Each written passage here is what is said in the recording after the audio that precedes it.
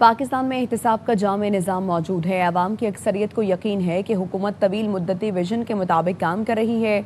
मुसल्लह अफवाज पाकिस्तान की सरहदों की हिफाजत कर रही है। मिशेल पाकिस्तान ने पाकिस्तान ट्रांसपेरेंसी रिपोर्ट 2026 जारी कर दी है, जिसमें रियासती और हुकूमती सतह पर शफाफियत का जायज़ा लिया गया है।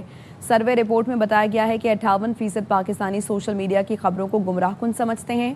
25% राय दहिंदगान फेसबुक को और 20% व्हाट्सएप को मालूमात के हुसूल का बुनियादी ज़रिया करार दिया गया है। वज़ीर मुमलिकत हुज़ैफ़ा रहमान हमारे साथ मौजूद हैं। बहुत शुक्रिया हुज़ैफ़ा साहब ARY को वक्त देने के लिए।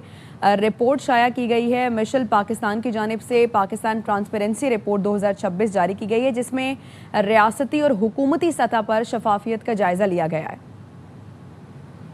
जी बहुत शुक्रिया जी। मैं गुजारिश करूँगा कि बिल्कुल पाकिस्तान ट्रांसपेरेंसी रिपोर्ट जो है बेसिकली अवामी राय जानने के बाद मुरतब की गई और इसमें मेरे ख्याल से उन्होंने कैटेगोरिकली बताया है कि कितने अफराद थे और वो किन किन शोबा ज़िंदगी से जिनसे ओपिनियन ली गई है। मैं समझता हूँ कि इस रिपोर्ट के अंदर बहुत सारी चीज़ें हैं जो कि हुकूमत के लिए हौसला अफजा हैं, लेकिन मैं ये भी साथ कहूँगा कि there is a long journey to go. लेकिन सबसे ज़्यादा जो हौसला अफजा इसमें चीज़ है कि आपको याद है कि जब हमने 2022 में इस मुल्क को संभाला था तो जिस तरीके से आपकी मौशी सूरत हाल थी, आपके मुल्क में रिजर्व $4 बिलियन के रह गए थे, मार्कअप आपका 24% जा चुका था। इसके अलावा आपका डॉलर जो है वो 325 को टच किया था ड्यूरिंग अदम एतमाद, आपको याद होगा। और उसके अलावा आपके पास जो है ज़खायर अपने जो है मुल्क से वो ख़त्म हो चुके थे और आपके पराए तो क्या अपने भी एक कह रहे डिफॉल्ट कर जाएगा। लेकिन ऐसे हालात में शहबाज शरीफ साहब ने हुकूमत को संभाला और आपने देखा कि ज़ाहिर एक मुश्किल और एक कठिन सफ़र था, नामसाइद हालात थे, उसके बावजूद बहुत सारी चीज़ें बेहतर हुई। और आज इस रिपोर्ट में भी इस बात की अक्कासी की गई है। इसमें खास तौर पे दो जो फैक्टर्स हैं, एक आपकी मईशत के हवाले से और दूसरा आपके दिफा के हवाले से। इसमें जो सबसे 82% लोगों ने आपकी दिफा को नाकाबिल तस्लीम समझा है।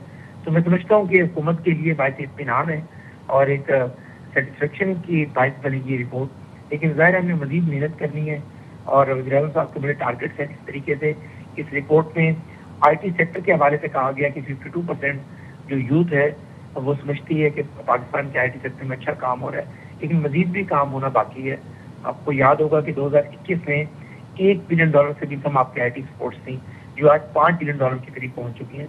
तो मैं समझता हूँ कि इस रिपोर्ट से दो फ़ायदे हुए हैं। एक तो वो पहलू जिनके ऊपर अवाम ने अपनी राय जो दी है वो एवरेज है, उसमें हमें मज़ीद मेहनत करनी है।